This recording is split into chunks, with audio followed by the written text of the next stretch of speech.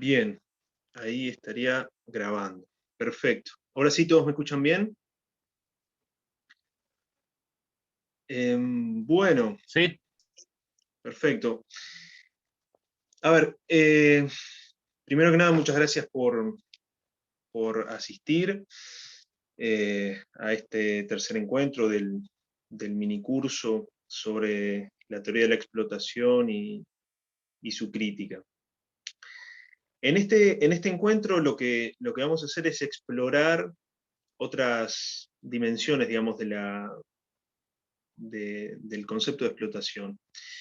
En los dos primeros encuentros lo que hicimos básicamente fue presentar, en el primer encuentro presentar los varios conceptos posibles de explotación, analizar concretamente el concepto técnico. Eso nos llevó la primera clase o el primer encuentro y el segundo, y particularmente el segundo, en donde nos concentramos en analizar, digamos, cómo funciona el proceso de producción y cómo, digamos, cuál es la dinámica de la creación de plusvalor a través de los conceptos que crea Marx o que delinea Marx sobre trabajo necesario y plus trabajo, y cómo en definitiva la plusvalía, que es en definitiva la esencia de la explotación en un sentido técnico, no es más que el intercambio desigual de valores. Es decir, en la medida que en el plano del intercambio o en el proceso de intercambio eh, hay una equivalencia, es decir, porque lo que hace el trabajador es simplemente recibir el valor de su fuerza de trabajo a través de, digamos, de la compra de la fuerza de trabajo por parte del capitalista. El proceso, digamos, de generación de plusvalor, es decir, la transformación del dinero en capital, que no es más que, digamos, el proceso de valorización del dinero, se da en el proceso de producción y no en la esfera del intercambio, ¿sí? Entonces, con eso intentamos poner, digamos, los límites o las coordenadas teóricas de lo que es la explotación en sentido técnico, ¿no? Que, repito, no es más que, digamos, una diferencia entre el valor que genera el trabajador durante el proceso de producción, digamos, dentro de la jornada de trabajo, y el valor que recibe el asalariado a través de justamente su salario, ¿no? Entonces, esa diferencia entre el valor que recibe el capitalista luego de finalizar la jornada de trabajo y el valor que el capitalista devuelve, digamos, a través del salario, es decir, a través del capital variable, es lo que en definitiva determina, por un lado, la tasa de explotación, digamos, como la razón entre, digamos, el capital variable y la cantidad de valor generado en una jornada de trabajo. Y después también analizamos lo que es la cuota de plusvalor, la masa de plusvalor, digamos, y con eso creo haber redondeado lo que son, digamos, los asuntos esenciales de la explotación en sentido técnico. Ahora toca, me parece que, digamos, quizás que la parte más interesante, por lo menos de esta parte del curso, porque de última, claro, el concepto técnico de la explotación y todo lo que ya hablamos parece como un poco rudimentario, un poco arcaico, un poco ya, digamos, pasado de moda o superado teóricamente, sobre todo porque, digamos, hay consenso en la literatura económica que la teoría objetiva del valor ya no es, digamos, un enfoque teórico aceptable o válido para comprender o para entender lo que es el valor en un sentido económico.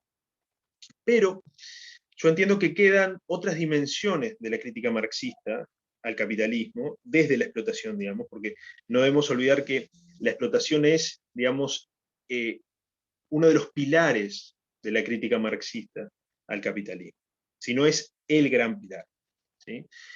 Sin embargo, uno puede entender que la crítica marxista, digamos, al capitalismo desde la explotación no se agota únicamente en digamos, el sentido técnico de la explotación, sino que además uno puede hacer otras consideraciones sobre la explotación al margen o por fuera, digamos, aunque no totalmente, pero por fuera de la teoría objetiva del valor, ¿sí? Si ustedes recordarán, en el primer encuentro yo expuse, digamos, tres concepciones de la explotación. La primera es la concepción técnica, que es a la que me referí hace unos minutos, es decir, el intercambio desigual entre capital y trabajo, digamos, entre capital variable a través de, o reflejado en los salarios, y el valor que percibe o que absorbe el capitalista luego de la jornada de trabajo. Después, la explotación, digamos, en un sentido más histórico, que lo trataremos hoy, entendiendo digamos, a la explotación como una característica inherente de las relaciones de producción en cualquier sociedad en donde existan dos clases, ¿no? Es decir, en donde existan propietarios de los medios de producción y en donde existan además una gran masa, digamos, de individuos que al no tener medios de producción no tienen otra posibilidad que trabajar los medios de producción ajenos, ¿no?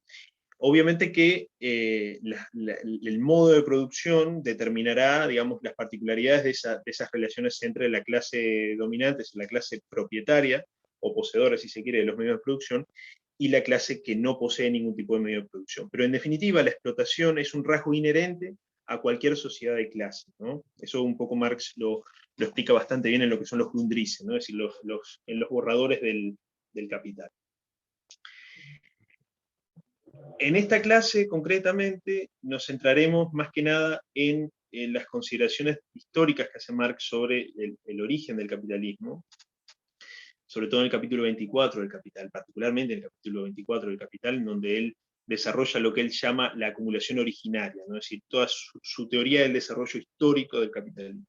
Yo creo que esa es uno de los aportes más interesantes de Marx, porque abre toda una línea, digamos, de pensamiento, en donde se vincula, digamos, el capitalismo con los procesos de expropiación, con los procesos de colonización, básicamente con fenómenos de violencia, ¿no? Y eso generó, digamos, o abrió el camino para una abundante literatura, ¿no? Tanto marxista como no marxista. Eso lo veremos un poco más adelante. Y por último, recuerdo haberles comentado también que la explotación se puede, digamos, o mejor dicho, Marx la entiende desde, digamos, en un sentido un poco más general, digamos, como una especie de fenómeno estructural, digamos, de la sociedad burguesa, ¿no?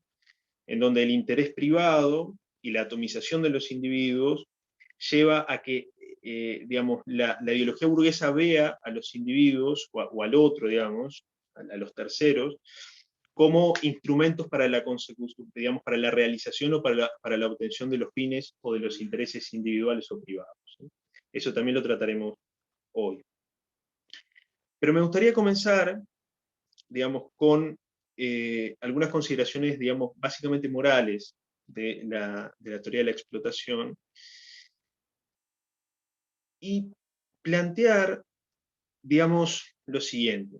Para muchos marxistas, la crítica de que hace Marx al capitalismo subsiste incluso sin que sea necesario aceptar la teoría objetiva del valor, ¿sí?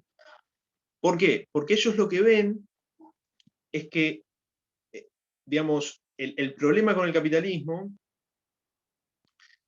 digamos, es un problema que debe ser analizado desde una perspectiva moral.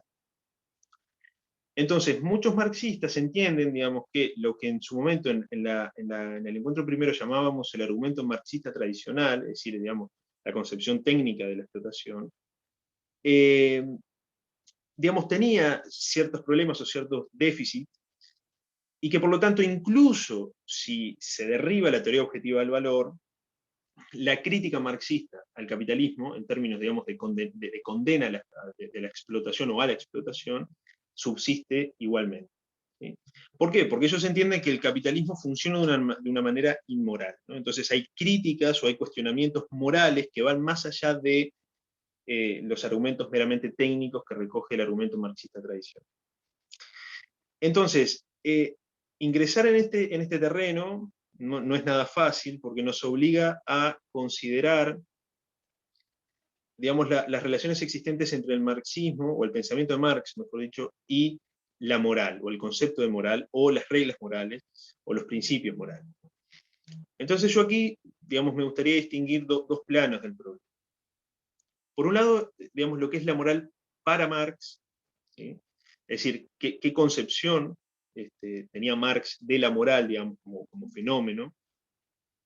Y por otro lado, lo que es la moral en Marx, es decir, qué rol o qué papel juega o mejor dicho, qué papel juegan las consideraciones morales en los razonamientos de Marx o en los argumentos de Marx. ¿Sí?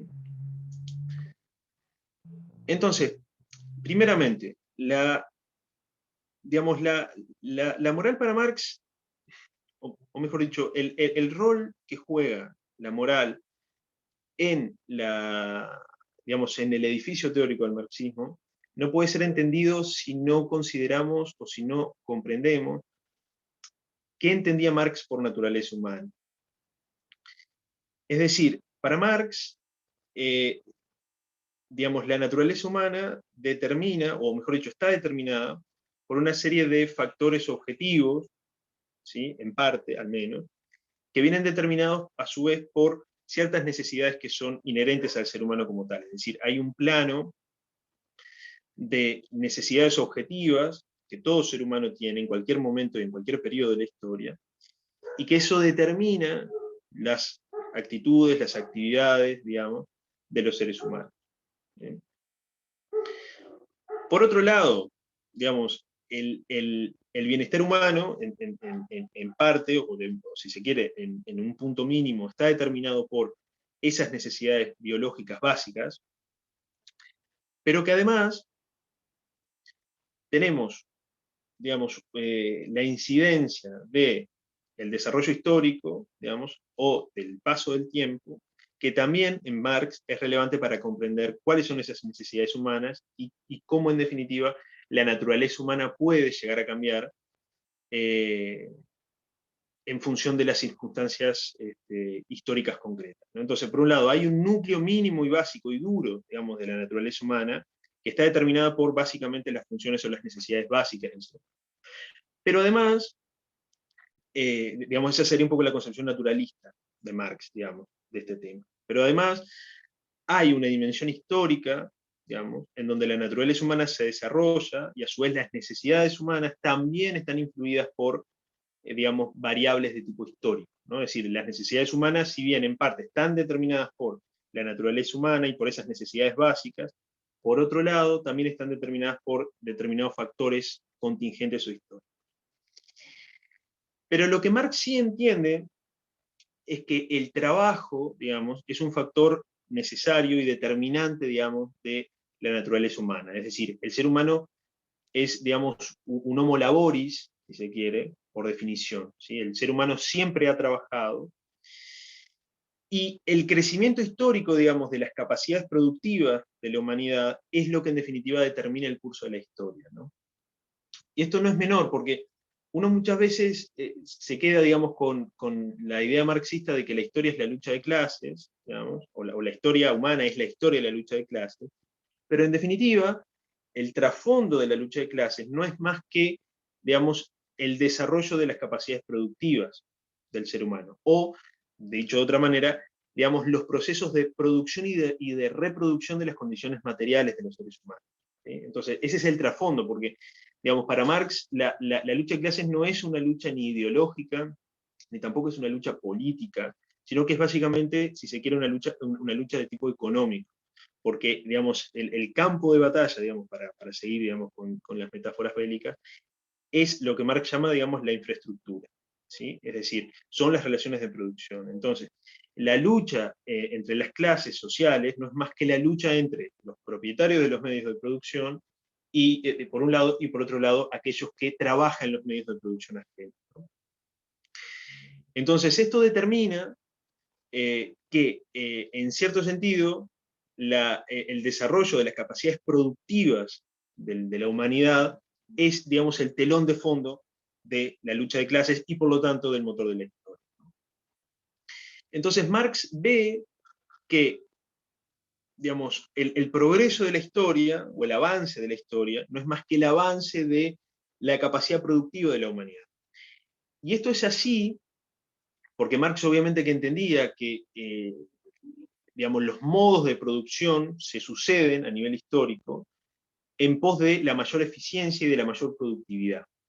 Entonces Marx entendía que los grandes cambios de la historia, es decir, el pasaje de una sociedad esclavista a una sociedad feudal y de una sociedad feudal a la sociedad capitalista, y en última instancia el pasaje de la sociedad capitalista a la sociedad comunista con la fase de transición, digamos, del socialismo, estaban motivadas o guiadas o forzadas, digamos, por, digamos, este movimiento inexorable, digamos, e imparable de el aumento, digamos, de la productividad humana, ¿sí? Que no es más que, digamos, que no es otra cosa que el aumento de la productividad del trabajo. Pero lo que sí entendía Marx es que, digamos, cuando, y en esto es muy hegeliano, ¿no?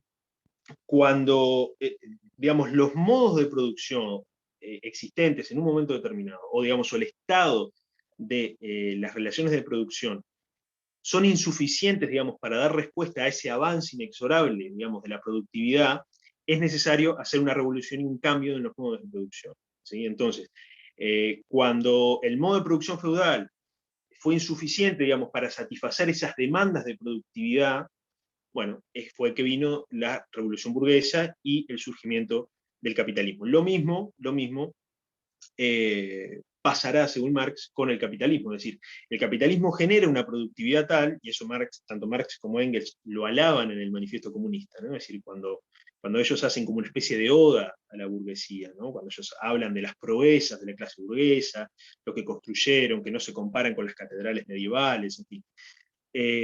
Ellos ven que la productividad del capitalismo es tal que, digamos, esa abundancia o esa, digamos, fertilidad del capitalismo va a ser, en definitiva, lo que va a sellar su suerte, ¿no? Porque va a llegar un punto en donde, según Marx, el capitalismo ya no va a poder satisfacer, digamos, ese avance inexorable, repito, de la productividad humana.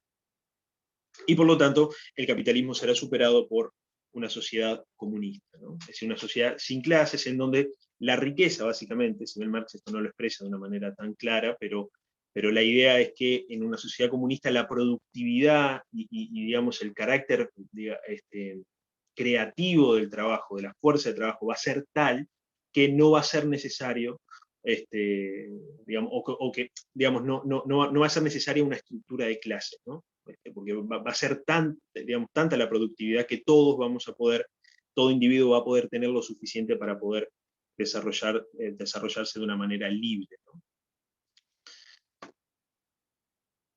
Ahora bien, ¿qué rol cumple la moral en todo esto? Digamos, teniendo en cuenta cómo Marx ve el avance de la historia, digamos, que no es más que la sucesión de distintos modos y relaciones de producción, en función, digamos, de esta digamos, presión histórica, digamos, imposible de controlar, que es, digamos, el avance de la productividad del trabajo humano.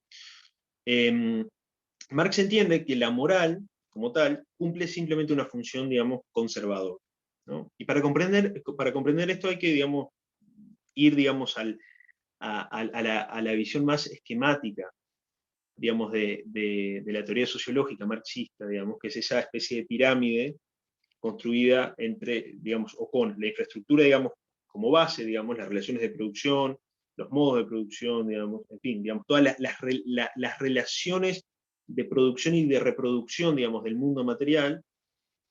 Y por otro lado, lo que se encastra sobre esa infraestructura, digamos, es la superestructura, ¿sí? La superestructura contiene básicamente todos los elementos culturales, espirituales, religiosos y obviamente la moral, ¿sí? Entonces, lo que en definitiva dice Marx es que la infraestructura, digamos, o las relaciones de producción, son los que determinan, o son las que determinan, la superestructura, ¿sí? Que la superestructura siempre va a jugar, digamos, o mejor dicho, siempre la superestructura va a tener una función de conservación, es decir, nunca el Estado va a estar en contra de las relaciones de producción, la religión siempre va a ser funcional a las relaciones de producción, existentes en un momento dado, obviamente, y la moral, obviamente, que lo mismo, también la política, en fin.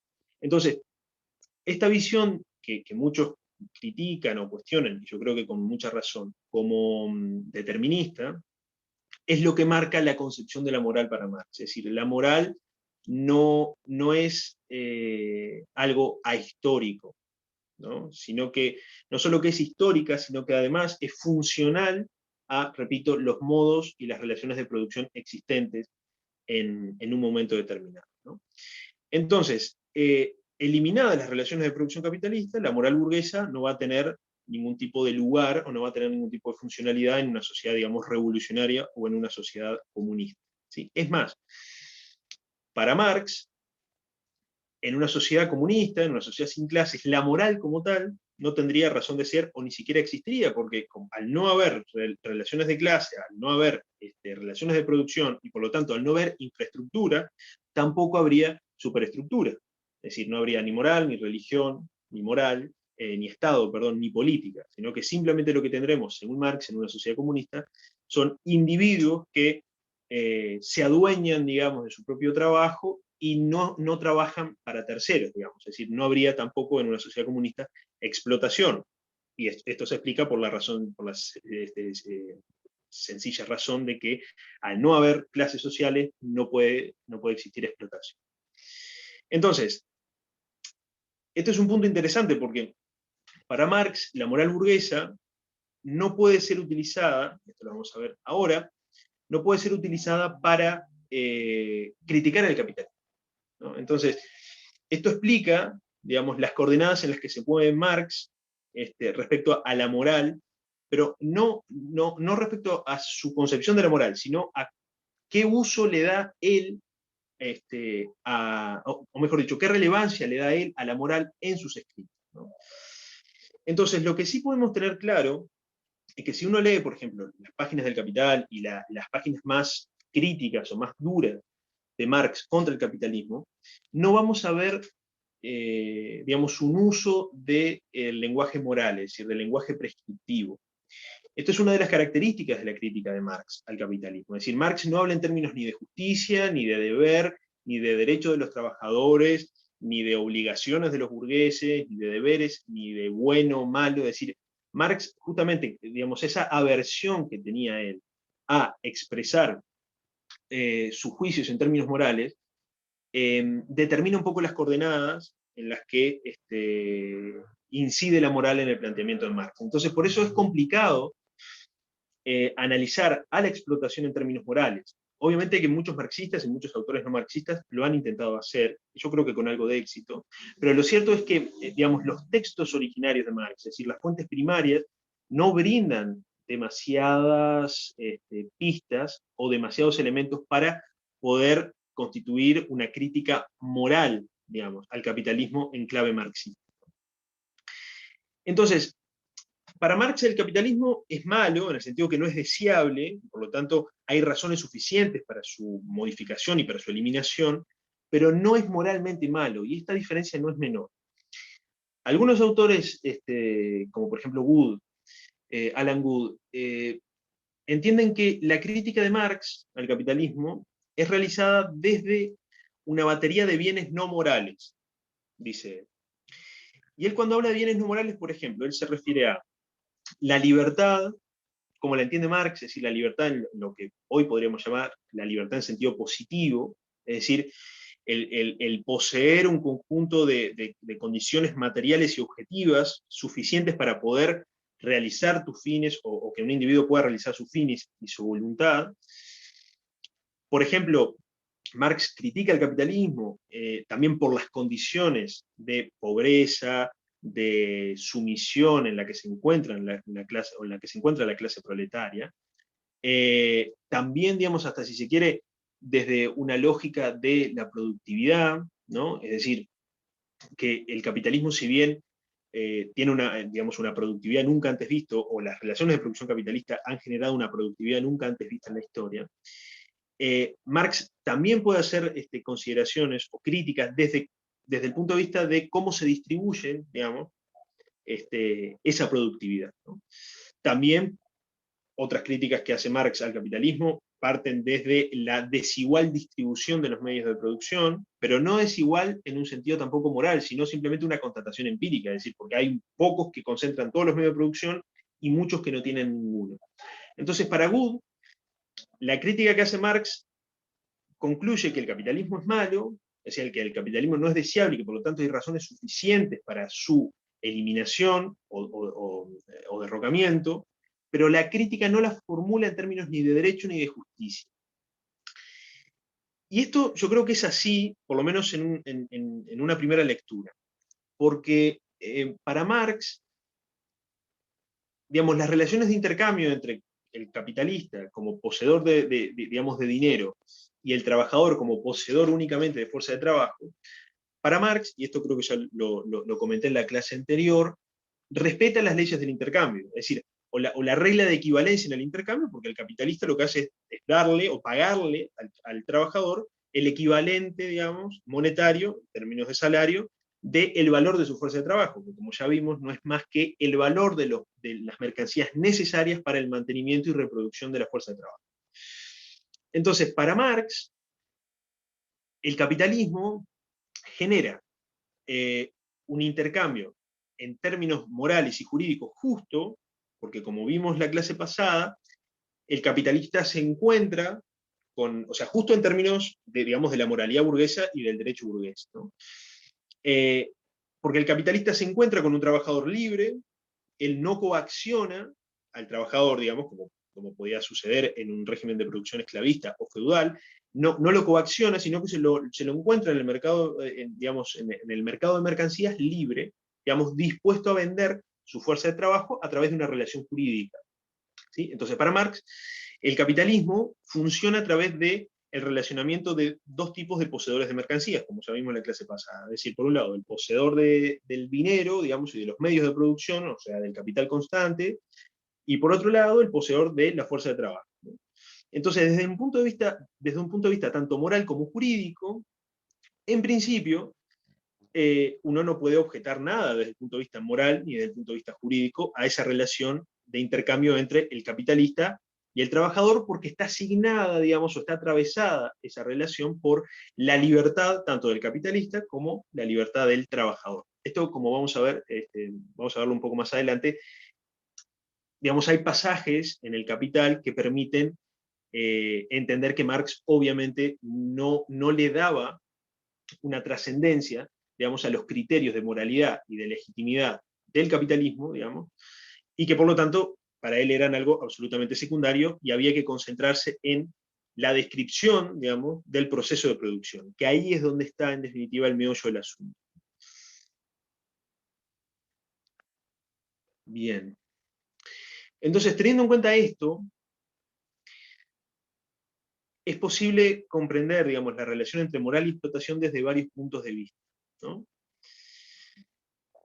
Por un lado, hay marxistas que entienden, como le comentaba, digamos, de esta tesis de Good, digamos, de entender que el capitalismo funciona de manera justa, digamos, porque obviamente para Marx no hay ningún concepto de justicia o injusticia trascendental o ahistórico, sino que como la moral es un concepto histórico, digamos, y que es funcional a los modos de producción o al estado, digamos, de las relaciones de producción existentes en un momento determinado, Marx no manejaría un concepto de moral o de justicia ahistórico.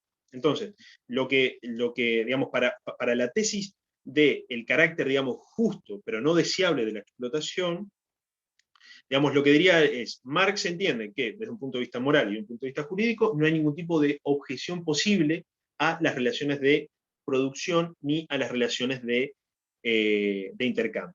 ¿Sí? Porque desde un punto de vista digamos, del intercambio es claro por lo que comentábamos del relacionamiento, digamos, del cumplimiento de la regla de la equivalencia, ¿no? Es decir, el capitalista le da al trabajador el equivalente al valor de su fuerza de trabajo. Y desde el punto de vista de las relaciones de producción, tampoco no habría ningún tipo de objeción ni moral ni jurídica, porque en definitiva lo que hace el empleador, digamos, o el capitalista, es usar la mercancía que compró, es decir, usar la fuerza de trabajo. Y como vimos en la clase anterior, el uso, digamos, el valor de uso de la fuerza de trabajo está en su aplicación, es decir, en su combinación con el capital fijo y obviamente en la producción de valores de uso. Entonces, desde un punto de vista moral y jurídico, para Marx, no habría ningún tipo de problema porque el capitalista obtuvo, digamos, esa mercancía, fuerza de trabajo, de una manera totalmente moral, sin coaccionar y de manera jurídica, a través de una relación jurídica entre dos poseedores de mercancías diferentes. Entonces, para esta tesis, digamos, el capitalismo, digamos, el sistema capitalista no es deseable porque es explotador, digamos, y no es deseable desde, digamos, esta óptica de los bienes no morales, digamos, porque genera pobreza, genera pauperización, genera, digamos, alienación, si se quiere, pero no es injusto, ¿sí? Ahora, la otra tesis es, bueno, no, momento, sí es injusta. Entonces, para algunos autores es posible, digamos, desarrollar, o mejor dicho, es posible detectar en los escritos de Marx consideraciones de tipo moral, que permiten hacer una condena moral de las relaciones de explotación y, por lo tanto, del capitalismo como sistema explotador, ¿sí? Entonces, digamos, esta concepción del carácter injusto de la explotación puede tener dos vertientes, ¿sí? La primera entiende que la teoría objetiva del valor es un presupuesto necesario para la crítica moral, digamos, de la explotación, ¿sí? Entonces, esta concepción, digamos, o este punto de vista que, digamos, toma como presupuesto de la crítica moral la teoría objetiva del valor, a su vez se subdivide, digamos, en dos tesis que son contrapuestas, digamos. Por un lado, la tesis del robo, y por otro lado, lo que algunos autores llaman la tesis del subpago, ¿sí? Eso ahora lo vamos a desarrollar con un poco más de claridad. Por otro lado, digamos, la crítica moral, digamos, a la explotación, que no toma como presupuesto la teoría objetiva del valor, ¿sí? Entiende que la explotación es inmoral o es injusta, incluso, digamos, o de manera independiente o autónoma a la teoría objetiva del valor. Es decir, que la crítica moral no necesita partir de la base o partir de la teoría objetiva del valor para que tenga éxito, digamos, ¿no? Entonces ahí, algunos autores, como por ejemplo Buchanan, entienden que se les pueden hacer varias críticas morales, digamos, a la explotación sin, digamos, repito, partir de, o independientemente, o sin tener que echar mano a la teoría objetiva del valor. Por un lado, lo que podríamos llamar la tesis de la merecibilidad, ¿no? Es decir, que toda persona tiene derecho a obtener, digamos, aquello que merece, ¿no? Eso es un poco abstracto, pero ahora lo vamos a ver con un poco más de detalle. Por otro lado, la explotación es inmoral porque supone un aprovechamiento de las desventajas del trabajador, ¿sí? Eso lo vamos a conectar con lo que vimos en la clase pasada respecto a las condiciones que Marx entendía como necesarias para la obtención del trabajo asalariado. Y por otro lado, la explotación sería inmoral porque supone una instrumentalización del trabajador en beneficio o en favor de los intereses del capitalismo, ¿no? Entonces, para comprender un poco cómo se desarrolla esto, la teoría objetiva del valor como presupuesto, digamos, o mejor dicho, la crítica moral que toma como presupuesto a la teoría objetiva del valor, se subdivide, como decíamos, en dos tesis, ¿no? Es decir, la tesis del robo y la tesis del subpago. La tesis del robo, en definitiva, lo que termina diciendo es que todo trabajador, digamos, la tesis moral, o mejor dicho, el enunciado moral sería que todo trabajador tiene derecho a la totalidad del producto de su trabajo. Es decir, que todo el valor que produce el trabajador en una jornada de trabajo determinado, digamos, el trabajador tiene derecho a ese producto, ¿sí? Y por lo tanto, el plusvalor, que como comentábamos la clase pasada, es de alguna manera el santo y seña de la teoría de la explotación, digamos, la apropiación de plusvalor por parte del capitalista no es más que una forma de robo, ¿sí? Entonces, lo que aquí supone, y este es un problema grande, digamos, para esta tesis, entiendo, después incluso sobre todo en la última clase vamos a hacer algunas consideraciones sobre esto.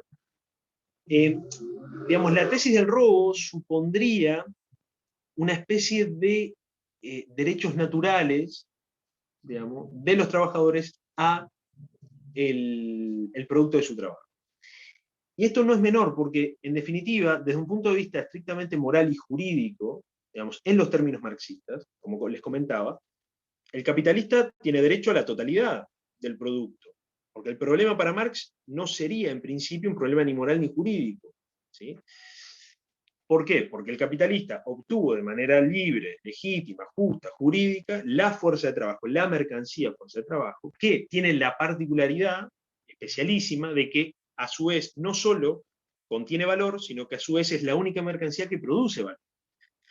Entonces, lo que podríamos decir desde la postura de Marx es que, desde un punto de vista de los términos morales y jurídicos de la sociedad burguesa, no habría ningún tipo de problema respecto a que el capitalista se apropie del plusvalor. El problema está en que la única forma de sostener o fundamentar la tesis del robo, digamos, o de la inmoralidad de la explotación porque supone un robo, es defender la tesis de una especie de derecho natural o de derechos de propiedad natural que tienen los trabajadores al producto de su trabajo, independientemente de los derechos de propiedad positivos o jurídicos que se establezcan por el derecho burgués en una sociedad capitalista.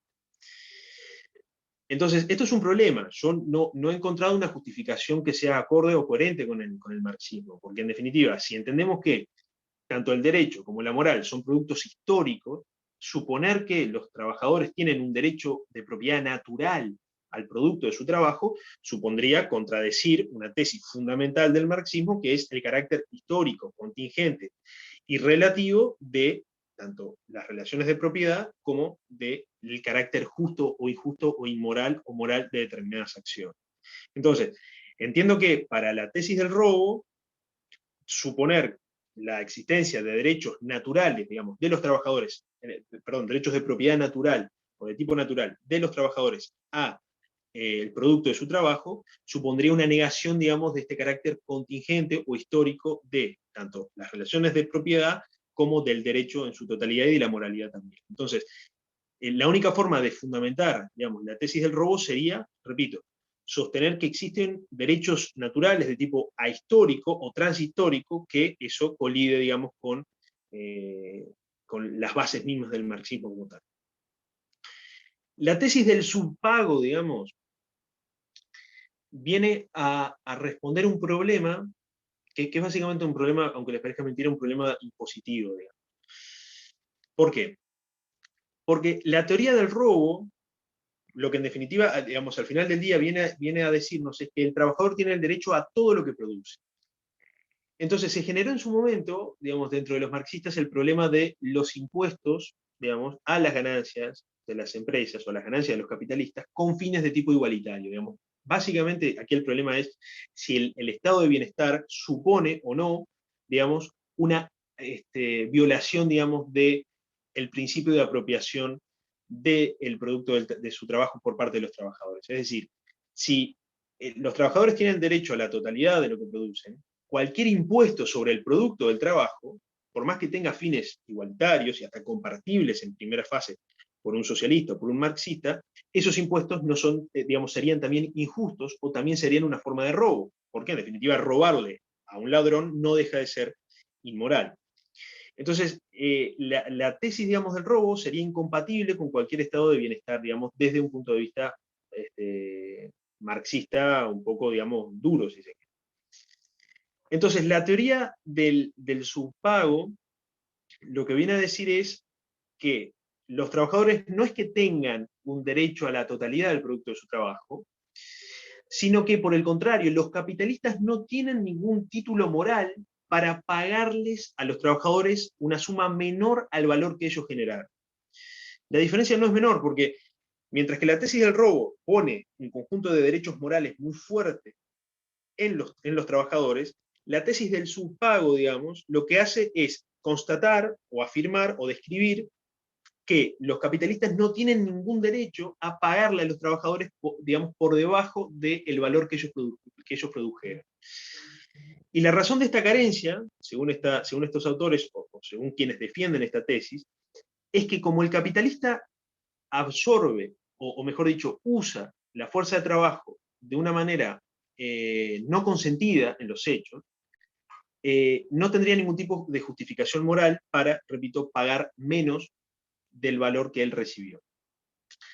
Porque lo que entienden digamos, estos autores es que el trabajador no se encuentra en una relación de igualdad ni de libertad con respecto o respecto a el capitalista, sino que por el contrario, el trabajador vende su fuerza de trabajo porque es la única alternativa que tiene para no morirse de hambre.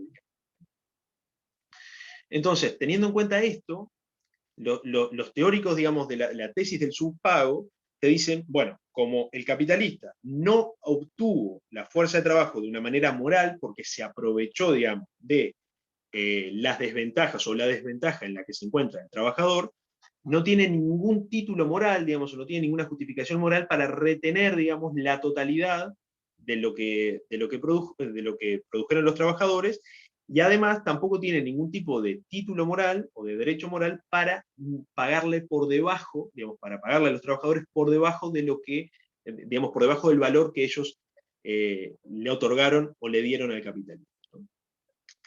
El problema con esta tesis, básicamente, es que depende, digamos, la crítica moral de condiciones no morales. Es decir, que en función del nivel de ingresos del capitalista y del nivel de ingresos del trabajador, es que se dará, digamos, esta crítica o no, porque si tenemos a un trabajador que sí tiene medios quizás suficientes para poder mantenerse sin tener que vender su fuerza de trabajo, pero sin embargo tiene interés de vender su fuerza de trabajo, ahí automáticamente la relación de explotación caería, digamos. ¿Por qué? Porque no habría, digamos, porque ahí sí el trabajador vendería de manera libre y materialmente consensuada su fuerza de trabajo, el capitalista la recibiría de manera legítima y moral, y por lo tanto tendría derecho el capitalista a pagarle a ese trabajador que vende su fuerza de trabajo de manera sustancial o materialmente libre, menos del valor que él generó. ¿Sí? Entonces, en definitiva, esta tesis vendría a condicionar o relativizar, digamos, la crítica marxista al capitalismo en términos de explotación, porque hay que recordar que Marx en ningún momento condicionó el carácter explotador del capitalismo a los recursos concretos que pueda llegar a tener un trabajador. Es decir, para Marx, todo trabajador que va al mercado de mercancías para vender su fuerza de trabajo, lo hace porque no tiene medios alternativos para poder mantenerse o subsistir, ¿no? Después, por último, la teoría objetiva, digamos, la crítica moral que no toma en cuenta a la teoría objetiva del valor como fundamento, digamos, se puede justificar o se puede basar en varias, digamos, tesis morales o en varios enunciados morales. El primero, básicamente lo que dice es que todo individuo tiene derecho a recibir, digamos, aquello que merece, ¿no? Esto no nos diría mucho en principio, porque ¿qué es lo que merece alguien? ¿Cuáles son los criterios objetivos para determinar qué se merece y qué no se merece? En fin, eso no estaría demasiado determinado. Pero como principio moral, uno podría decir que la explotación es inmoral porque los trabajadores están recibiendo menos de lo que merecen. Ahora, lo que sostienen, digamos, los defensores de esta tesis es que el trabajador merece más de lo que recibe porque el trabajador ejerce un tipo de esfuerzo o tiene una relación, digamos, física directa con aquello que produce. Entonces, por lo tanto, al tener el esfuerzo, digamos, como criterio para determinar si algo se merece o no, el trabajador sí merece lo que produce, y por lo tanto el capitalista no tendría ningún derecho a merecer, digamos, el plusvalor, si se quiere, por más que, digamos, estas críticas no toman en cuenta el plusvalor, digamos, o la teoría objetiva del valor como fundamento, pero más allá de eso, parece ser que el capitalista, digamos, obtiene algo que no merece, y que no merece porque no trabajó, digamos. Entonces, esta tesis moral, en definitiva, lo que viene a sostener es al trabajo como una especie de principio moral, ¿no? Es decir, tú mereces aquello que trabajas, digamos, o mereces aquello por lo cual trabajaste o con lo cual trabajaste. Y no merecerías algo por lo cual no trabajaste o por lo cual no te esforzaste, ¿no? Entonces, la explotación sería inmoral porque, en definitiva, distribuye las mercancías, digamos, con un criterio de distribución, digamos, o con un criterio que no sería moral. ¿Por qué? Porque no toma en cuenta el esfuerzo personal o individual concreto, digamos, que se tuvo que realizar para poder obtener tal o cual mercancía, ¿no? Por otro lado, la tesis del aprovechamiento de las desventajas no es más que, digamos, una reiteración, digamos, de los fundamentos de la tesis del subpago. Es decir, el capitalista se aprovecha de esas desventajas o de la desventaja en la que se encuentra el trabajador, y por lo tanto es inmoral que el capitalista se aproveche, digamos, de esas situaciones, y por lo tanto la explotación no es más que o mejor dicho, la explotación capitalista se fundamenta en este aprovechamiento de las desventajas, y por lo tanto como esa conducta es inmoral, digamos, aprovecharse de la situación de vulnerabilidad en la que está una persona, las ganancias que obtiene el capitalista serían inmorales porque, bueno, porque justamente se basan en este aprovechamiento. Y por último, esto es algo que creo que ya lo comenté, desde una perspectiva kantiana, digamos, es decir, desde el imperativo categórico de, digamos, tratar a los individuos como fines en sí mismos, algunos marxistas ven que la explotación es inmoral porque en definitiva el trabajador se transforma en un instrumento de producción más. Es decir, el trabajador pierde su capacidad de digamos, determinarse, y de alguna manera el trabajador se transforma en un elemento objetivo más del proceso de producción, y que por lo tanto no tiene control sobre su propia vida, sobre el proceso de producción en el que él es partícipe.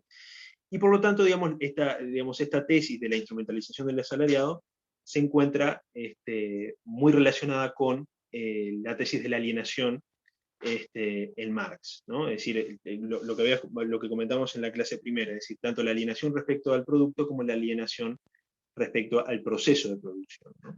Entonces, al transformarse el trabajador en un instrumento de producción más, y esto Marx, no sé si se acuerdan, en la clase pasada lo comentamos, cuando Marx analiza lo que es la gran industria, digamos, y los efectos de la industrialización en las relaciones de producción, Marx entiende que la introducción de la máquina en el proceso de producción capitalista transforma a los trabajadores en un apéndice más, digamos, es decir, en un apéndice de la máquina. Entonces, la explotación es inmoral, ¿por qué? Porque está basada en la instrumentalización de los trabajadores. Entonces, con esto creo cerrar, o por lo menos plantear quizás más dudas que certezas, respecto a las consideraciones morales que se pueden hacer respecto a la explotación como tal. Ahora entraríamos en la otra dimensión de la explotación, que es, digamos, es la dimensión histórica. Como les comenté al inicio, el capitalismo no es más que digamos, una etapa más de la historia productiva de la humanidad. Pero que la explotación no sería un fenómeno, una característica inherente al capitalismo como tal, sino que sería algo inherente en realidad a cualquier sociedad de clases en donde los medios de producción estén distribuidos de manera desigual. Pero aquí lo que me interesa es comentar la tesis de Marx respecto a el capitalismo como tal, digamos, es decir, a lo que Marx llama el pecado originario del capitalismo, ¿no? Es decir, aquello que es llamado como la acumulación original. Entonces, lo que Marx primero determina en el capítulo 24 del Capital es que nos encontramos en una especie de círculo vicioso, ¿no? ¿Por qué? Porque digamos, la acumulación de capital presupone la plusvalía, ¿sí? La plusvalía presupone la producción capitalista, y la producción capitalista presupone la existencia de grandes masas de capital que permitan, digamos, la puesta en marcha de ese proceso de producción, y a su vez fuerza de trabajo que, digamos, trabaje el capital constante, ¿no?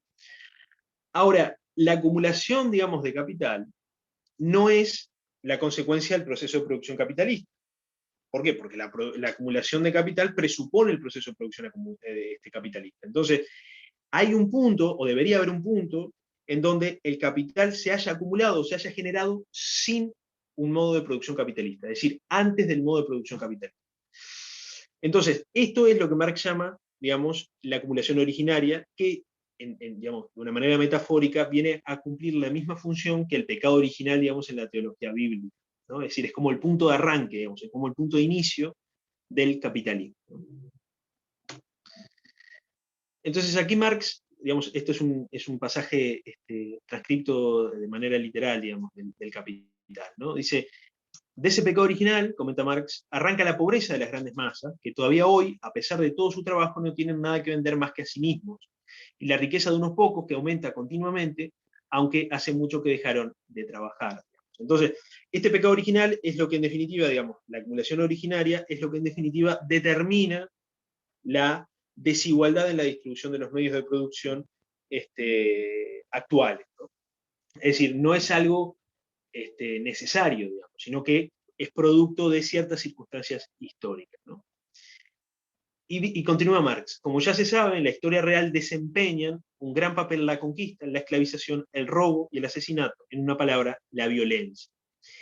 Entonces, con esto, digamos, uno ya puede ir perfilando, puede ir anticipando, digamos, por dónde vienen los tiros en la crítica de Marx al capitalismo. Es decir, el capitalismo sería, digamos, y conectándolo con la tesis, o con las tesis morales, el capitalismo sería inmoral desde el inicio, porque está basado en la violencia, ¿no? O se fundó en la violencia. Por más que, y esto no es menor, por más que el funcionamiento actual del capitalismo no necesite necesariamente violencia, las condiciones objetivas sobre las cuales se fundamenta el proceso de producción nacieron gracias a el ejercicio histórico de la violencia, ¿no? Es decir, la clase proletaria no surgió de una manera espontánea, sino que surgió a través de procesos violentos.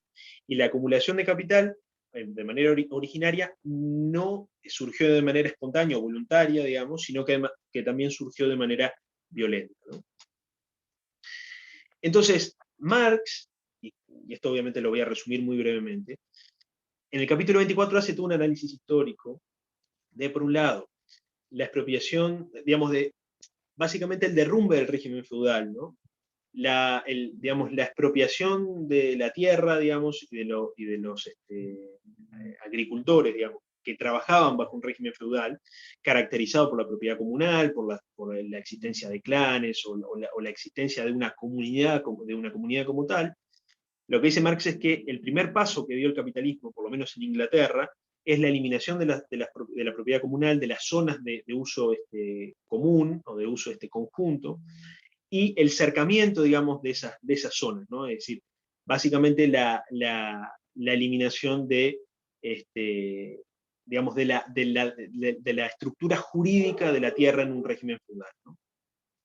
Después, Marx continúa haciendo referencia a, digamos, cómo nace la gran industria, cómo nace la industria capitalista a través del saqueo y de la colonización en América, el descubrimiento del oro, a través de la deuda pública, a través de, digamos, la criminalización de ese excedente, digamos, de mano de obra agrícola que fue expulsada, digamos, o fue arrojada del mercado de trabajo, producto de la eliminación, digamos, de estas zonas comunes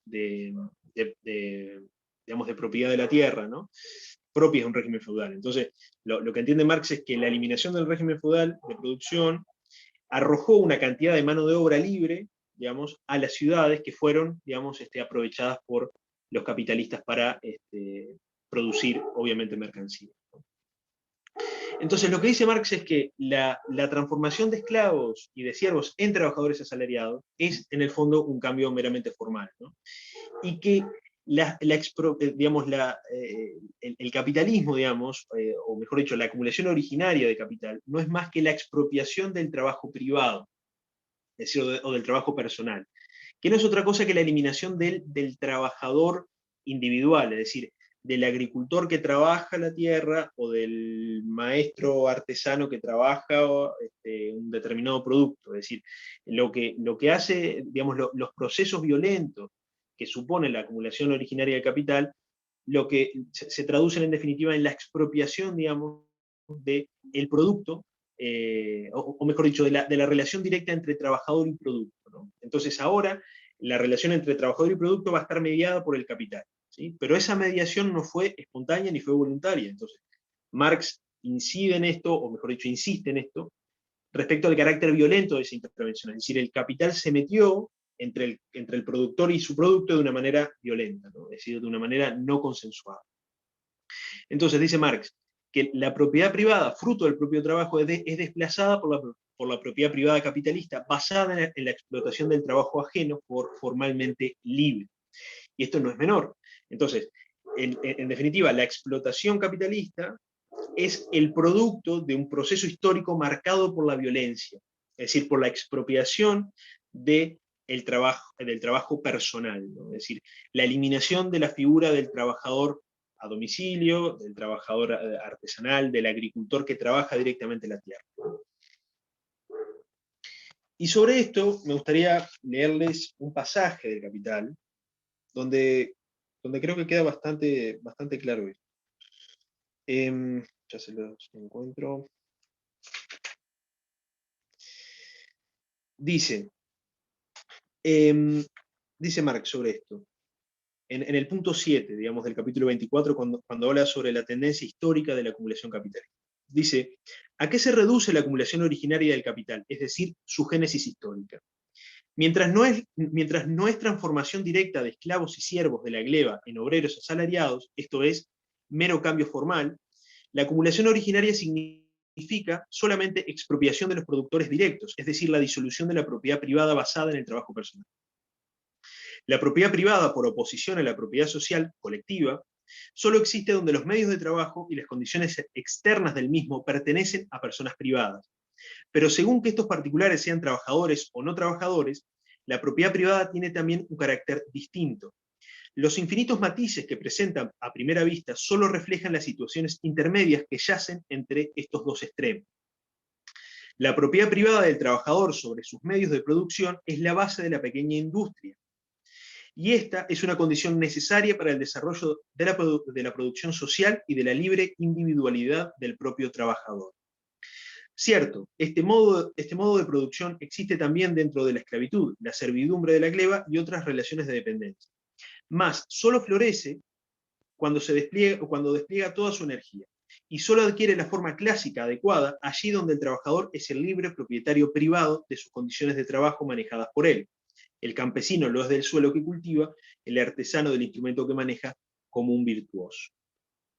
Y continúa Marx, tan pronto como este proceso de transformación ha descompuesto suficientemente en profundidad y en extensión la vieja sociedad, tan pronto como los trabajadores se han transformado en proletarios y sus condiciones de trabajo en capital, tan pronto como el modo capitalista de producción marcha por su pie, asume una forma nueva la socialización ulterior del trabajo y la transformación ulterior de la tierra y otros medios de producción en medios de producción socialmente explotados, esto es, colectivos, y por consiguiente la expropiación ulterior de los propietarios privados. Lo que hay que expropiar ahora no es ya al trabajador autónomo, sino al capitalista que explota a muchos obreros. Entonces, con esto me parece que el cuadro queda un poco claro, ¿no? Es decir, la explotación capitalista es el producto de, digamos, un proceso histórico marcado por la violencia. Es decir, la expropiación del trabajador privado, la eliminación del trabajador privado, y la creación de una nueva figura, que es la del trabajador asalariado, que no tiene más que su fuerza de trabajo para vender, porque fue despojado, en el caso del agricultor, de la tierra, o del trabajo directo de la tierra, y en el caso del trabajador individual, de la propiedad de su medio de producción. Es decir, el artesano, se le expropia al artesano sus medios de producción, es decir, su sierra, su cincel, digamos, un poco los que les comentaba, creo que fue en la primera clase, que el proceso de producción, en términos capitalistas, está basado en la división social del trabajo. Entonces, la figura del artesano, del manufacturero, que cumple todas las etapas del proceso de producción, es modificado digamos, entra en escena el trabajador asalariado como dependiente en última instancia del capital. Entonces, ese vicio o esa inmoralidad originaria del capitalismo, marcada por la violencia, digamos, se traslada, digamos, a las relaciones de producción capitalistas, por más que en una relación concreta o en la relación específica y actual entre capital y trabajo no haya una intervención de la violencia, la formación del capital o la figura del capitalista y la figura del trabajador asalariado son productos de procesos marcados por la violencia, ¿no? Es decir, de procesos históricos marcados por la violencia. Y para ir terminando, la última dimensión que me gustaría tratar de la explotación es el carácter social, digamos, de la explotación. Y esto me parece algo interesante porque muchas veces quizás que se olvida esto. Para Marx, el capitalista no es una mala persona como tal. Es decir, lo que hace el capitalista es, en definitiva, cumplir un rol social, que es la personificación del capital. Es decir, el capitalista, si quiere seguir su interés, no tiene, digamos, no tiene otra salida que buscar la acumulación abstracta de riqueza. Es decir, la transformación del dinero en capital de manera constante. Es decir, lo que el capitalista busca en última instancia es la valorización constante del capital, ¿no? Es decir, esa ansia de capital lo lleva Marx, por ejemplo, a utilizar la comparación entre el capitalista y, por ejemplo, un vampiro, ¿no? Es decir, el capitalista para Marx es como una especie de vampiro que está constantemente sediento de plusvalor, ¿no? Es decir, la sangre para el capitalista es el plusvalor. Entonces, el capitalista, según Marx, actúa como capital personificado, ¿no? Pero lo cierto es que el capitalista tiene que jugar con reglas que las determina el propio modo de producción capitalista. Y quizás que el capitalista no quiere explotar al trabajador, pero no tiene otra salida que explotarlo, porque la única forma de valorizar el capital, es decir, o poner en marcha el proceso de valorización, como vimos en el encuentro anterior, es necesariamente contratando mano de obra, es decir, contratando fuerza de trabajo. Y la única forma de dar rienda suelta al proceso de valorización es a través de la explotación de la fuerza de trabajo, es decir, a través de la absorción, de más valor del que el capitalista le devuelve al trabajador en concepto de salario, ¿no? Entonces, la supervivencia del interés privado, ¿sí?, es lo que permite, digamos, la reproducción del capital y de las relaciones de explotación, porque como vimos, el capital no puede, repito, valorizarse si no existe explotación.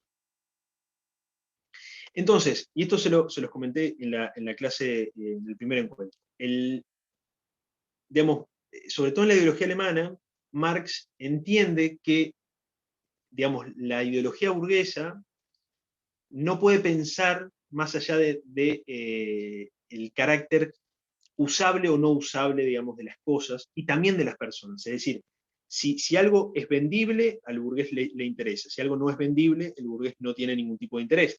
Pero lo curioso es que todo es vendible en una sociedad burguesa, ¿no? Entonces, para Marx, digamos, la moralidad burguesa transforma a cualquier individuo en un instrumento para la consecución o realización del interés individual. Entonces, todo individuo es, en definitiva, un mero instrumento para obtener lo que uno quiere, ¿no?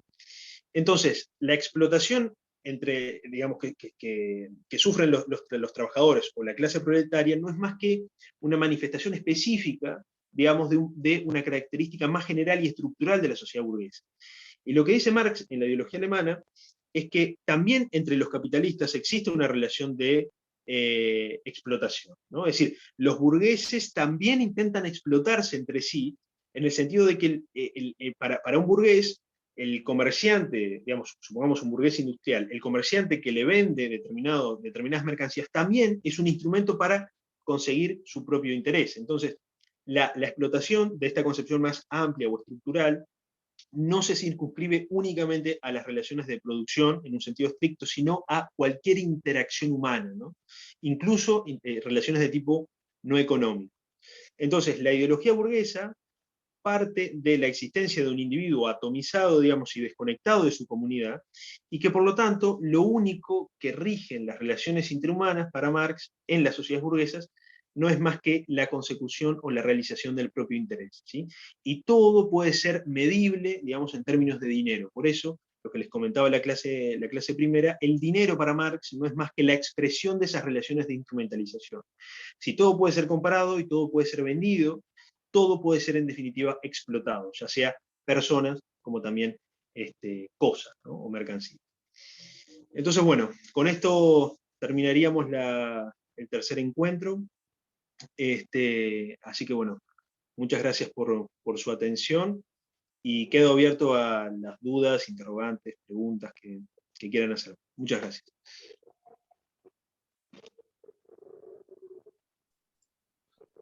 Bueno, te felicito, Matías. La verdad que Muchas gracias. muy ilustrativa la clase. La verdad que aprendí muchísimo de marxismo. Y quisiera saber si hay alguna contestación a, al, a la idea histórica que tiene Marx y a esta idea moral. O sea, si la Sí. historia que hace Marx tiene sustento, que lo debe tener, me imagino, y si hay alguna contestación a esta idea histórica de ese robo inicial, de esa apropiación, ese pecado original y todo lo que vino después, y después si hay una contestación a toda la parte de lo que es la moral, y si tiene un peso relevante como para contestarle a semejante exposición. Bien, Es una muy buena pregunta esa. A ver, desde el punto de vista moral, sí, o sea, uno puede encontrar varias contestaciones, ¿no? Sobre todo, por ejemplo, desde el punto de vista de la escuela austríaca, uno puede entender, y un poco lo que ya comentábamos en la clase primera, ¿no? Es decir, si uno ve a las relaciones de producción como relaciones de tipo, digamos, marcadas por el conflicto, ¿no? Uno va a tener o va a poder fundamentar ciertas ideas morales sobre las relaciones de producción que, digamos, serían diferentes o imposibles de derivar si uno entiende que las relaciones de producción o las relaciones laborales están marcadas por la cooperación. Entonces, por ejemplo, la escuela austríaca, particularmente von Baber, que lo vamos a ver en la clase que viene, lo que en definitiva entienden es que no hay ningún tipo de inmoralidad, ¿sí? ¿Por qué? Porque el intercambio entre el capitalista y el trabajador está marcada por la libertad, digamos, y por lo tanto es plenamente justo. Es decir, no hay, digamos, no existe una violación a ningún tipo de derecho, digamos, sino todo lo contrario. Los individuos libremente deciden realizar un contrato, una transacción que en principio les beneficiaría a ambos, ¿no? Entonces, esa podría ser una contestación posible. La otra contestación posible es la que da Robert Nozick, digamos, en Anarquía, Estado y Utopía, que la vamos a ver en el encuentro quinto, en el último encuentro, en donde él en definitiva lo que entiende es esto, es decir, la justicia en las pertenencias está marcada, digamos, por un proceso histórico, y en definitiva, si en el proceso de intercambio no existe la violación a ningún derecho individual y ese intercambio, esa transacción se selló sin violencia, sin coerción, sin engaño, es inobjetable. Es decir, si el trabajador libremente decide vender su fuerza de trabajo y el capitalista voluntariamente decide pagarle un salario, no habría ningún tipo de inmoralidad ahí. La única forma de construir una crítica moral es lo que le comentaba respecto a la tesis del robo, es decir, justificar la existencia de una especie de derechos de propiedad natural del trabajador al producto de su trabajo y excluir cualquier tipo de intervención legítima de los propietarios de los medios de producción. Es decir, el capitalista no tiene ningún derecho moral a participar del producto, de los frutos del proceso de producción. Solamente el trabajador tiene derecho a absorber la totalidad de su trabajo. Esto obviamente que genera problemas de todo tipo, es decir, porque digamos, es muy fácil determinar cuánto valor se le debe dar a un trabajador concreto si hay uno o dos trabajadores trabajando. Pero si el producto final, el valor de uso, es el resultado de la intervención de varios trabajadores, es muy difícil determinar qué porción de valor le corresponde a cada uno. Entonces, ese me parece que es un problema serio. Después, otras críticas morales que uno puede hacer, bueno, incluso desde una postura rawlsiana, si se quiere, se puede encontrar una crítica, en el sentido de que la teoría de la explotación parece ser que no tiene en cuenta digamos, a otros desaventajados, digamos, que no son necesariamente los capitalistas, los trabajadores como tal. Entonces, ¿qué hacemos, digamos, con las personas inválidas, las personas viejas? ¿Cómo las mantenemos? Y ahí es donde viene el problema, digamos, de si cualquier impuesto sobre el producto del trabajo violaría, digamos, el derecho de los trabajadores al producto de su trabajo, bueno, cualquier forma de redistribución, digamos, en los términos marxistas sería absolutamente insostenible e injustificable, ¿no? Por eso, incluso desde las tiendas de la teoría de la redistribución y la teoría de la renta básica universal y todas esas cuestiones, se pueden encontrar críticas digamos, a la teoría marxista de la explotación como tal. Porque en definitiva lo que ellos entienden, por ejemplo, Van Parij, que es como uno de los popes, digamos, de la teoría de la renta básica universal, en definitiva lo que te termina diciendo es que si una persona trabaje o no trabaje, tiene derecho a obtener una suma de dinero mínima que le permita realizar sus necesidades o realizar lo que él desea independientemente de si trabaja o no. Es decir, para esta gente, la teoría marxista limita mucho la cuestión a el trabajo, digamos, como factor moral. Y respecto a lo que me decías de la crítica histórica, bueno, en definitiva no hay mucha literatura sobre esto. Digamos porque en definitiva el análisis histórico del capitalismo, aunque parezca mentira, está escrita por sus enemigos, ¿no? Es decir, la historia del capitalismo está escrita por sus enemigos, podemos decir. Porque, digamos, la tesis marxista del desarrollo del capitalismo como, digamos, marcado por la violencia, es algo que está básicamente en cualquier libro de texto al uso, ¿no? Es decir, no hay que ir a un manual marxista de historia económica o de historia para poder encontrar algo así. Es decir, esta idea de que el capital se formó a través de la sangre y el sudor de, qué sé yo, no sé, de las poblaciones originarias, o del robo, del saqueo, del imperialismo, en fin, todo esto uno lo puede encontrar, digamos, es como moneda corriente. Hay un libro muy interesante que lo vamos a tratar en el encuentro, en el último encuentro, eh, que es de Robert Thomas, si mal no recuerdo que es Robert Thomas, y es otro autor que ahora no me acuerdo el nombre, que se llama El nacimiento de la civilización occidental. Es un libro relativamente pequeño, pero lo que estos autores, ahí va, es Douglas Norton y el otro creo que es Thomas de apellido, no estoy seguro. Pero se llama El nacimiento de la civilización occidental, o del mundo occidental, el nacimiento del mundo occidental. Que es, digamos, los autores ahí intentan hacer una historia del capitalismo alternativa a la historia marxista, a la historiografía marxista. Y ahí, en ese libro, los autores lo que en definitiva terminan poniendo como factor determinante del surgimiento del capitalismo no es la violencia, como entiende Marx, sino que es la existencia de ciertas instituciones sociales que permiten o que permitieron, digamos, un equilibrio o una relación entre ganancia privada y ganancia social, y entre costo privado y costo social. Básicamente, hablando en criollo, lo que estos autores entienden es que el capitalismo surgió porque existieron en su momento, en Inglaterra, en Alemania, en Francia, instituciones, digamos, que incentivaron la inversión, incentivaron la innovación. ¿Por qué? Porque en definitiva se establecieron derechos de propiedad bastante sólidos y bastante bien delimitados, ¿no? Y que por lo tanto eso generó condiciones institucionales suficientes para la inversión y el crecimiento de la productividad. Por ejemplo, las patentes para estos autores es un elemento fundamental, ¿no? Entonces, en definitiva, el capitalismo surge porque se dieron ciertas condiciones institucionales, pero nada tuvo que ver la violencia o la explotación.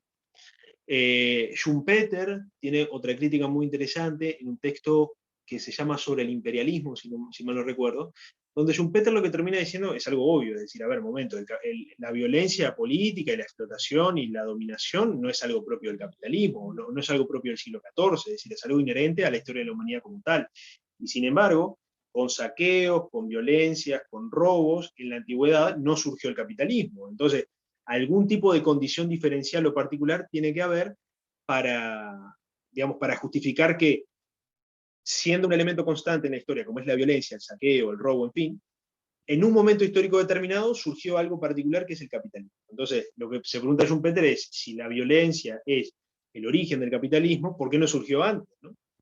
Entonces, bueno, sobre estas cuestiones hay muchas críticas sobre todo de las cuestiones de la cuestión histórica, ¿no? Se puede hacer muchas críticas. Que eso lo vamos a ver más que nada en la última clase. Sí, yo con eso de Schumpeter, quería agregar que hay un libro de Iturralde, un argentino, que habla un poco de lo que fue la invasión española y todo lo que hay con esto de la historia negra o de lo que es la invasión española aquí a Latinoamérica. Y que, bueno, señala muchas anécdotas, incluso de propios historiadores marxistas, y también de lo que tiene que ver con los códices, de los propios mayas, etcétera, cómo eran sociedades totalmente, ¿cómo te puedo decir?, violentas, los mayas, los aztecas, los incas, que no eran para nada pacíficas, eran imperialistas, que subyugaban a otras indígenas que eran mucho más pacíficos, y los esclavizaban y los hacían trabajar para ellos. En fin, y cómo los españoles obtuvieron apoyo de estos indígenas para pelear contra estos imperios, ¿no? Que los tenían bajo la pata, literalmente. ¿Cómo puede ser que Pizarro, con 400 soldados que no eran de los mejores, creo que Pizarro fue el de Y de México, Perú, no sé si me no, equivoco, el de el de Perú, Perú, bueno, el de México, no me acuerdo cómo se Cortés, llamaba, Hernán Cortés. eh, Cortés, Hernán Cortés con 400 soldados o 500, no de los mejores, pudo vencer a los aztecas, y bueno, ahí te muestran un poco que no solamente que estaban estas tribus, los toltecas, los totonacas, etcétera, estaban suprimidas totalmente por los aztecas, sino que también le venían a brindar una nueva forma también de producción que no existía antes. Entonces vieron ellos que en lugar de los sacrificios para rezarle a determinado dios, el dios de la lluvia, el dios del sol, etcétera, que ellos eran las víctimas, justamente se aliaron con los españoles porque los españoles tenían nuevas formas de producción y que evitaba el hambre. Entonces eso es algo bastante interesante, como tú decías, que bueno, siempre hubo civilizaciones que sometieron a otras. Bueno, acá hubo un sometimiento, pero además también hubo un mestizaje. Los españoles se mezclaron con los indígenas, a diferencia de lo que pasó en Estados Unidos, donde más que nada se los exterminó, se los expulsaba, y cómo los españoles le dieron propiedades a los indígenas, por ejemplo, y cómo Isabel la Católica le daba a determinados indígenas derechos que nunca habían tenido. Entonces, eso explica un poco lo que es la entrada de este tipo de capitalismo, del comercio, etcétera, cómo tuvieron una filosofía distinta a los españoles, a los del norte, y cómo empezaron a tener derechos que nunca estas civilizaciones sometidas pudieran haber tenido antes. Me parece un libro bastante interesante, se llama 1492. He escuchado algo por ahí todavía en posesión, pero está bueno porque además tiene fuentes de los propios historiadores marxistas. Sí, sí, es interesante eso, porque, digamos,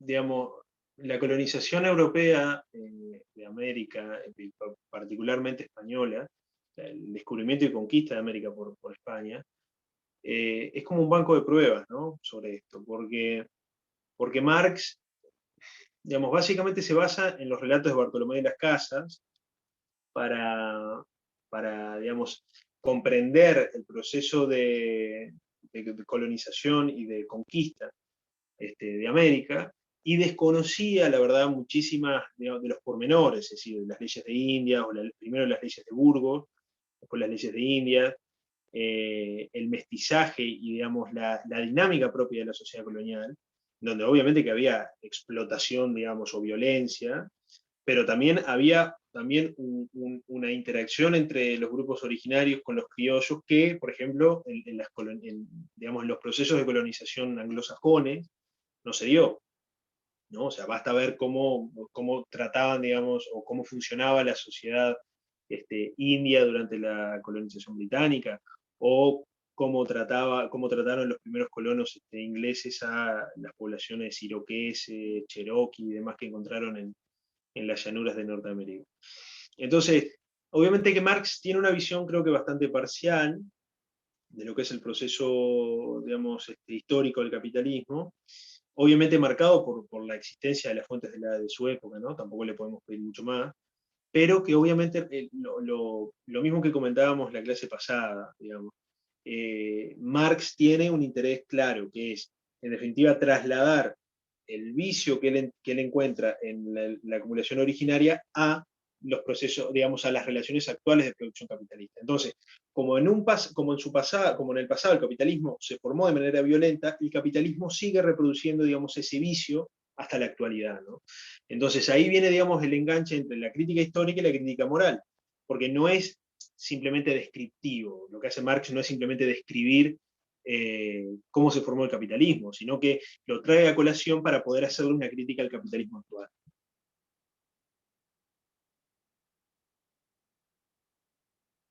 No sé si algún comentario más, otra pregunta.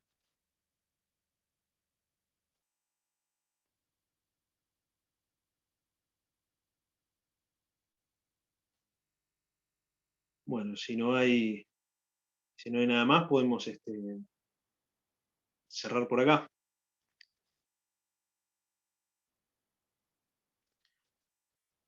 Así que bueno, les mando entonces un saludo muy grande. Muchas gracias por haber asistido. Y bueno, los espero la semana que viene en, bueno, en las últimas 2 clases de este curso, donde la semana que viene sí vamos a entrar de lleno a las críticas que hace von Bawerk a la explotación, digamos, a la teoría de la explotación marxista, tanto en un capítulo específico de la teoría positiva del capital, como en un textito más corto, digamos, llamado Carlos Marx y el cierre de su sistema, en donde ahí von Bawerk termina de criticar los últimos 2 tomos del Capital. Así que bueno, les mando un abrazo grande y muchas gracias.